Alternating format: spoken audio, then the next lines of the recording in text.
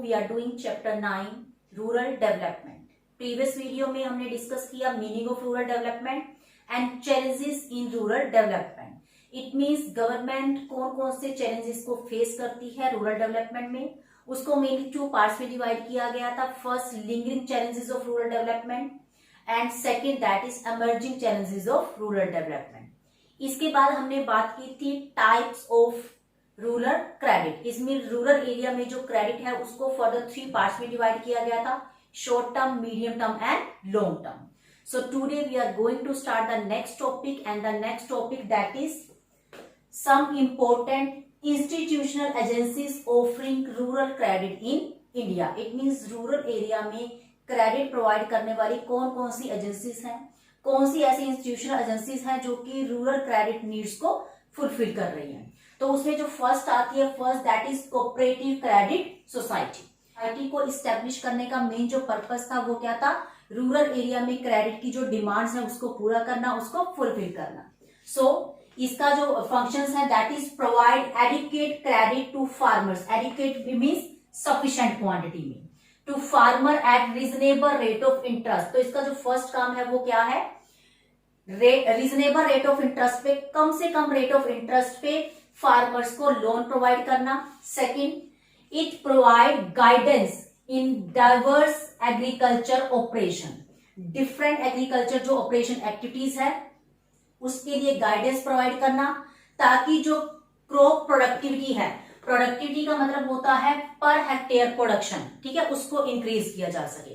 Currently providing 16 to 17% of rural credit flow. और अगर हम आज की बात करें, टुडे की अगर हम बात करें, तो आज के टाइम पे जो क्रेडिट कोऑपरेटिव सोसाइटीज हैं, टोटल क्रेडिट का कितना शेयर प्रोवाइड कर रही है रूरल एरिया में, 16 to 17%। नेक्स्ट जो है that is these societies are to ensure. It means इन सोसाइटीज का जो काम है वो क्या इंश्योर करना है, first, timely and rapid flow of credit to farmers. It means farmers को जो लोन्स हैं वो टाइम पे मिले, और सेकंड, रैपिड फ्लो का मतलब होता है स्पीडली, जल्दी से जल्दी उनकी क्रेडिट की जो रिक्वायरमेंट्स है उसको पूरा किया जा सके।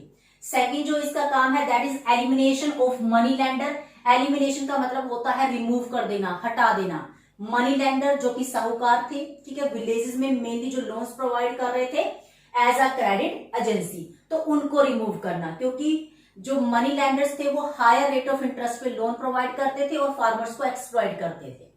थर्ड जो इसका काम है that is spread credit facility across all region of the country. Country के सभी पार्ट्स में क्रेडिट फैसिलिटीज को स्प्रेड करना, फैलाना, इंक्रीज करना। So these are the function of cooperative society.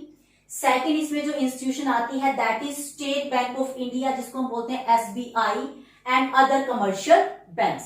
Same वैसे ही जैसे क्रेडिट नीड्स को सेटिस्फाई करने के लिए कोऑपरेटिव जो सोसाइटीज थी उसको इस्टेब्लिश किया गया, लेकिन गवर्नमेंट को बहुत जल्दी रियलाइज हो गया था कि जो क्रेडिट नीड्स है अकेली कोऑपरेटिव सोसाइटीज जो है उसको फुलफिल नहीं कर सकती।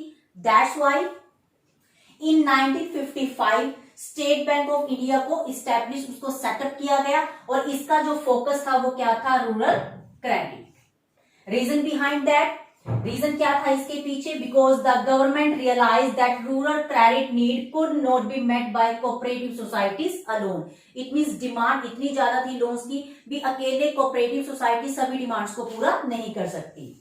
और इसी को प्रमोट करने के लिए, इट मींस क्रेडिट की जो डिमांड थी रूरल एरिया में उसी को फुलफिल करने के लिए नेशनलाइजेशन किया गया था कुछ बैंक्स का इन 1969 में। 1969 में कुछ बैंक थे जिनका राष्ट्रीयकरण किया गया, सो दैट रूरल एरिया की जो क्रेडिट डिमांड्स है उसको फुलफिल किया जा सके। And these nationalised commercial bank, और जिन बैंकों को नेशनलाइज्ड किया गया था, are directed to offer credit directly to farmer and indirectly through the cooperative society. It means जिन कमर्शियल बैंक को नेशनलाइज्ड किया गया वो या तो डायरेक्टली या indirectly with the help of cooperative societies farmers की जो भी डिमांड्स थी, रूरल एरिया की जो भी क्रेडिट नीड्स थी उसको फुलफिल करते हैं। थर्ड जो इसमें इंस्टीट्यूशन बनाई गई that is regional rural bank, that is RRBS, and then land development bank. These banks were set up to promote credit supply in the remote rural area. देखिए remote rural area का मतलब होता है दूर दराज, ठीक है, जो बहुत दूर थे रूरल एरियाज वहां पे, एंड जो बैकवर्ड जो डिस्ट्रिक्ट्स थे वहां पे लोन प्रोवाइड करना इनका मेन फंक्शन था. These bank operate at district level, और जो ये बैंक्स है किस लेवल पे काम कर रहे थे, डिस्ट्रिक्ट लेवल पे, अंडर ऑब्लिगेशन. ऑब्लिगेशन का मतलब होता है compulsion to focus on credit need of weaker section of the rural population. और ये स्पेसिफिक किसके लिए काम कर रहे थे, इन पे जो ऑब्लिगेशन थी, इट मींस ये बाउंड थे रूरल जो भी पॉपुलेशन थी, जो weaker section of the society था, उसकी फाइनेंशियल नीड को फुलफिल करना. Next institutional agency that is NABARD. And what is the full form of NABARD?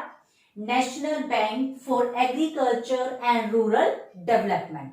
It means rural area में क्रेडिट नीड को फुलफिल करने के लिए नाबार्ड को इस्टेब्लिश किया गया. And NABARD it is an apex institution. Apex का मतलब होता है सर्वोच्च, सबसे बड़ा जो बैंक है. अगर हम बात करें इंडिया की, इंडिया का जो एपेक्स बैंक है that is RBI, Reserve Bank of India. But in the area of agriculture या in the area of rural credit, जो एपेक्स बैंकिंग जो सिस्टम है दैट इज नाबार्ड. और इसका जो काम है that is handling policy, planning and operation in the field of rural credit and economic activities. It means NABARD का जो मेन फंक्शन है वो क्या है, पॉलिसीज बनाना, प्लान करना एंड ऑपरेशन. इट मीन्स जितनी भी एक्टिविटीज है उनको ऑपरेट करना इन the area of rural credit and economic activities. Economic activities का मतलब होता है वो एक्टिविटीज जिसका पर्पस क्या होता है, इनकम अर्न करना. So here are few main functions of NABARD. First, an apex funding agency for the institutional. It means NABARD जो है उन एजेंसीज को लोन प्रोवाइड करता है, those who are providing credit in the rural area.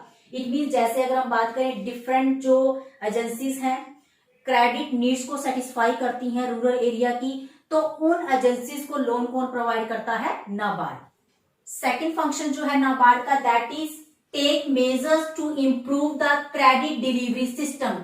Credit delivery system का मतलब होता है फार्मर्स को या रूरल एरिया में जो क्रेडिट की जो डिमांड है वो इजिली कंप्लीट हो जाए, टाइमली फार्मर्स को लोन मिल जाए, and focus on restructuring the credit institutional. Credit जो भी इंस्टीट्यूशंस हैं उनको रीस्ट्रक्चर करना. रीस्ट्रक्चर का मतलब होता है उनका पुनर्निर्माण करना. And then after that training of personal. Training of person का मतलब होता है वो पर्सन जो इसमें वर्किंग है इन एजेंसीज में, टाइम टू टाइम उनको वर्क से रिलेटेड ट्रेन करना ताकि वो अपने काम को इफेक्टिवली और एफिशिएंटली कर पाए.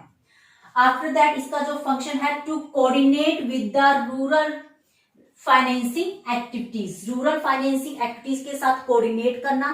कोऑर्डिनेट का मतलब होता है तालमेल बिठाना.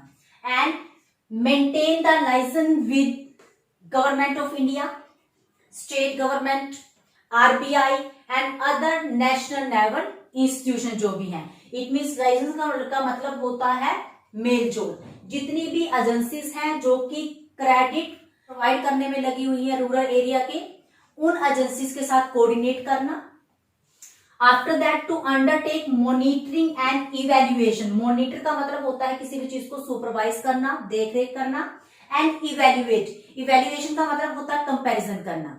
इट मीन्स जिस एजेंसी को जो काम दिया गया है क्या वो अपना काम टाइमली प्रॉपर वे में सिस्टमैटिक वे में वो कर रही है या नहीं कर रही, तो that is known as the evaluation of project refinanced by it. It means जिन जिन एजेंसीज को या जिन ऑर्गेनाइजेशंस को इसने रीफाइनेंस किया, इसको लोन दिया, क्या वो उस लोन का, क्या वो उस फाइनेंस का प्रॉपर वे में यूटिलाइजेशन कर रही है या फिर नहीं. So these are the functions of NABARD. But there are some demerit, there are some drawbacks of rural credit. It means government of India ने रूरल क्रेडिट को इंप्रूव करने के लिए नंबर ऑफ स्टेप्स उठाए, नंबर ऑफ मेजर्स हैं जो उसके लिए यूज किए गए. बट जो पर्पस था गवर्नमेंट का, गवर्नमेंट अपने उस ऑब्जेक्टिव्स को अचीव करने में सक्सेसफुल नहीं रही. And the reason behind that, बहुत सी कमियां थी उसमें. So the next topic that is rural banking a critical evaluation. Critical का मतलब होता है किसी भी चीज को क्रिटिसाइज करना, किसी भी चीज में कमियां देखना. इट मीन्स अगर हम बात करें रूरल बैंकिंग, उसमें जो मेन जो सोर्सेज हैं that are lingering challenges and second one that is emerging challenges. Starting में अगर हम फर्स्ट 5 ईयर प्लान की बात करें तो स्टार्टिंग में जो नॉन इंस्टीट्यूशनल जो सोर्सेज थे उनका शेयर जो था क्रेडिट में वो कितना था 93%, और जो इंस्टीट्यूशनल जो सोर्सेज थे उनका शेयर ओनली 7% था। 1969 में कुछ बैंकों को नेशनलाइज कर दिया गया। इसके बाद जो क्रेडिट फैसिलिटी है उसका फ्लो इंक्रीज हो गया। और अगर हम आज की बात करें, जो नॉन फाइनेंशियल जो इंस्टीट्यूशन है उनका शेयर है ओनली 33 to 34%, और जो फाइनेंशियल जो इंस्टीट्यूशनल जो एजेंसीज हैं उनका शेयर है near about 66 to 67%। But and इसके साथ ही नाबार्ड को इस्टेब्लिश किया गया। नाबार्ड को इस्टेब्लिश करने के बाद जो क्रेडिट का जो फ्लो है वो इंक्रीज हुआ, ठीक है, उसकी फंक्शनिंग प्रॉपर वे में होना शुरू हो गई। बट इसके बाद भी कुछ ड्रॉबैक्स रहे, कुछ कमियां रही, and these are the drawbacks in rural banking. So deficiency in rural banking system, it means rural banking system में क्या क्या कमियां रही। फर्स्ट जो उसमें कमी थी that is banking credit has been tied to the collateral security या फिर गारंटी। वी नो अगर हमें किसी भी बैंक से लोन लेना है तो उसके अगेंस्ट हमें सिक्योरिटी रखनी पड़ती है। इट मीन सपोज करो आपने लैंड को सिक्योरिटी में रख दिया, आपने बिल्डिंग सिक्योरिटी में रख दी। बट इंडिया में नंबर ऑफ फार्मर जो है वो कैसे हैं, स्मॉल या फिर मार्जिनल होल्डर, उनके पास ऐसी कोई भी एसेट्स नहीं थी जो इसको वो सिक्योरिटी में रख पाए। That's why they are bound to take loan from the money lender, या फिर जिसको हम बोलते हैं नॉन फाइनेंशियल जो इंस्टीट्यूशंस थे। सेकेंड इसमें जो कमी रही that is political populism. India में vote bank, it means maximum जितनी भी पार्टीज हैं, पॉलिटिकल पार्टीज हैं, at the time of election loan को माफ कर देती है। That's why lack of stickiness in the recovery of loan, ठीक है, फार्मर्स को लोन दे दिया या रूरल एरिया में लोन दे दिया, लेकिन उसकी रिकवरी रेट बहुत ज्यादा कम है। तो इससे क्या हुआ, default rate rise over time. इससे नंबर ऑफ फार्मर्स या नंबर ऑफ रूरल क्रेडिट ऐसा था, ठीक है, उसकी अमाउंट ऐसी थी जो कि रिकवर ही नहीं हो पाई। और इसका जो नेगेटिव इफेक्ट हुआ वो किसके ऊपर हुआ, बैंकिंग सिस्टम के ऊपर, क्योंकि उससे उनकी फाइनेंशियल के जो सोर्सेज हैं वो डिक्रीज हो गए। सेकेंड इसकी जो ड्रॉबैक थी, अपार्ट फ्रॉम कमर्शियल बैंक को छोड़ के अदर जितने भी फाइनेंशियल इंस्टीट्यूशंस थे they fail to develop a culture of saving. It means जितनी भी फाइनेंशियल जो इंस्टीट्यूशंस थे, फार्मर्स को या जिसको हम बोलते हैं एग्रीकल्चर से रिलेटेड जितनी भी फैमिलीज थी वो उनको मोटिवेट नहीं कर पाए भी वो सेविंग करें और उस सेविंग की जो अमाउंट है उसको बैंक में डिपॉजिट करें, so that lack mobilisation of deposits, क्योंकि फार्मर्स ने मनी सेव नहीं की, ना ही उन्होंने बैंकों में मनी डिपॉजिट करवाई। तो इससे क्या हुआ, सेविंग रिड्यूस हुई। सेविंग रिड्यूस होने से बैंकिंग सिस्टम में जो फाइनेंस के जो क्राइसिस थे वो इंक्रीज होते चले गए। और इसका एक सेकंड जो रीजन था दैट इज डिफॉल्ट रेट, ठीक है, लोन्स की रिकवरी नहीं हुई। So this is all about rural credit and it's critical evaluation. In the next video, we will discuss about the second challenge that is rural marketing या फिर हम कहें agriculture जो मार्केटिंग है। It means फार्मर्स ने product बना दिया लेकिन उसको सेल करने के लिए प्रॉपर मार्केट अवेलेबल नहीं है, ठीक है, प्रॉपर चैनल नहीं है जिससे वो अपनी गुड्स को, अपनी जो प्रोडक्शन है व्हीट, राइस या डिफरेंट जो भी गुड्स की प्रोडक्शन वो करते हैं उसको मार्केट में सेल कर पाए। And what are the initiative taken by government to improve the marketing system in agriculture sector. Till then, keep watching the video, revise this concept. Thank you dear student. Thank you so much.